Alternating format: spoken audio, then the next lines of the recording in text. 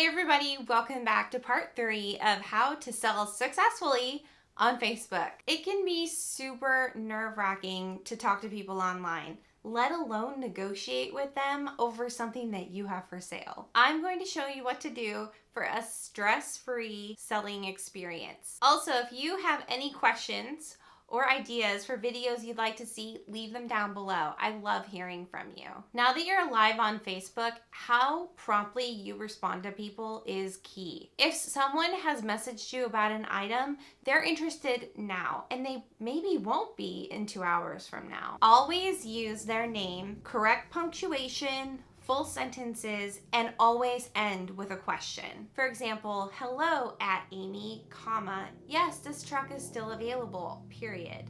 Capitalize, did you have any questions about it? Question mark. All of this is very important because it sets you apart from other people on Facebook who may be a little more lazy and might just say, yep, it's available. You're already engaging with this person and asking them to respond, which is gonna move you closer to a yes or no as to whether or not they wanna buy your item. Always be kind and courteous.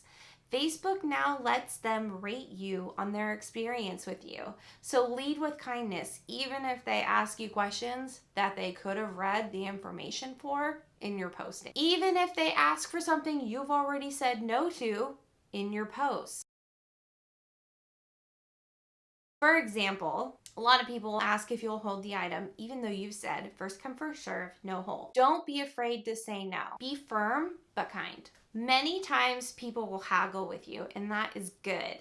I actually always price my items a little high in the anticipation of someone negotiating me lower. So for example, say I posted a dresser for $150 and I know that I actually really just want to get $125 for it and I would be over the moon. Say John comes to me and says, hey, I'll give you $100 for your dresser. I would then respond, hey John, thanks for your offer. I'd be willing to meet you in the middle at $125. Most often they're expecting that answer.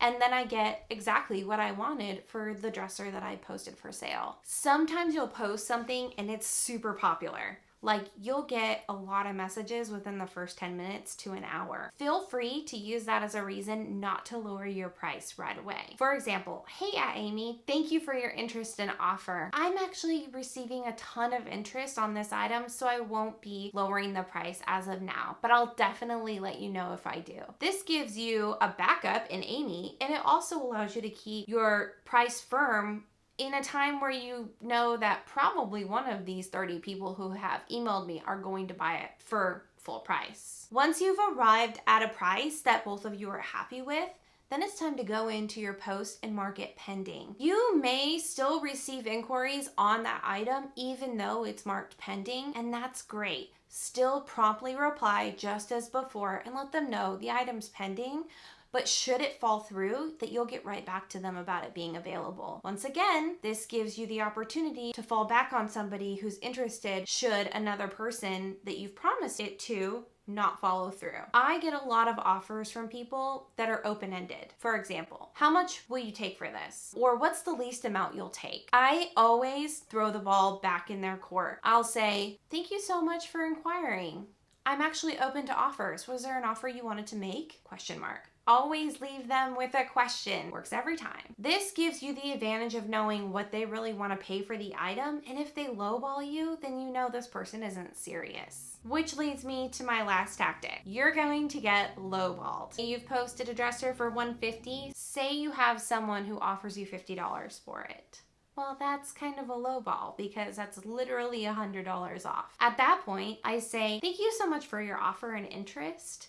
I'm actually only entertaining offers that are closer to the listed price. Would you like to change your offer? Always leave them with a question. They will either say, no thank you, or the negotiation continues. One thing I like to remind people of is not to get too set on the price that they've listed, especially because even if I end up going down to $100 on that dresser I posted, that's still $100 I'm getting and something I'm getting out of my house. It's a win-win for me. Now, if it has sentimental value and maybe you would keep it if it doesn't sell, stay firm. It's totally up to you. It's your item, and worst case scenario, you try to sell it and you still own the same piece of furniture. In the end, stay safe, go with your instinct, and have fun. Thank you so much. I hope that you've enjoyed this series. I hope that it's helped you. I would love to hear from you below. Did you incorporate any of these? Were the negotiation tactics helpful? How did you use them? And let me know if there's any other videos you'd like to see, what topics. I'm always looking for ideas. If you liked these videos, please like and subscribe, and I can't wait to see you next time.